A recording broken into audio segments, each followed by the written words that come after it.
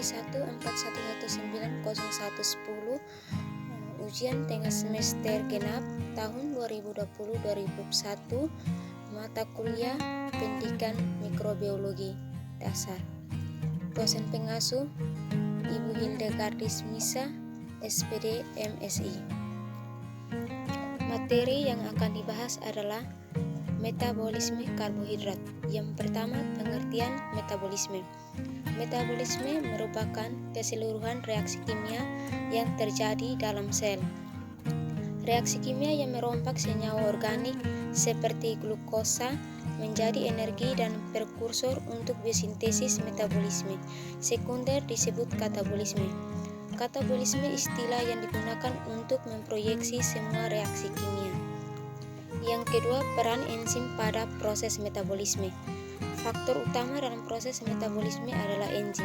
Tanpa adanya enzim, maka reaksi biokimia tidak akan terjadi pada tingkat yang cukup cepat untuk mempertahankan sel.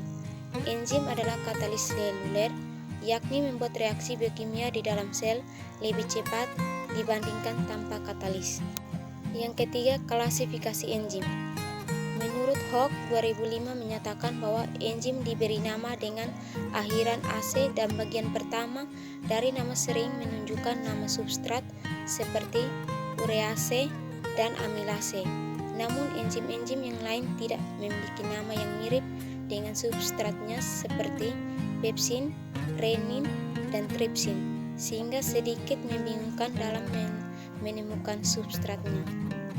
Enzim akan menurunkan energi aktivitas pada sebuah reaksi sehingga membutuhkan masukan energi yang lebih kecil.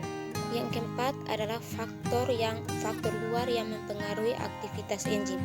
Temperatur laju kimia akan mengikat dengan peningkatan temperaturnya yang akibat gerakan yang lebih cepat dari molekul dan reaksi katalis enzim. Enzim juga akan rusak atau denaturasi jika temperatur terlalu tinggi. pH atau derajat keasaman, kecepatan kerja enzim dipengaruhi oleh pH. pH akan mempengaruhi ionisasi sisi aktif dan sisi tak aktif enzim, menyebabkan perubahan bentuk enzim dan menurunkan sifat katalik sehingga aktivitas enzim menurun.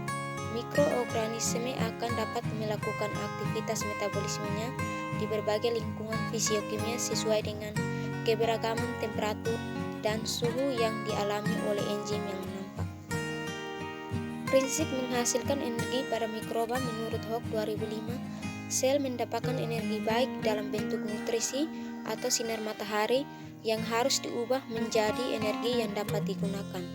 ATP merupakan kelas senyawa yang dikenal sebagai penyimpan energi tinggi dari pemecahan nutrisi atau terjebak oleh pigmen klorofil dan dilepaskan jika dibutuhkan oleh sel. Sekian dan terima kasih.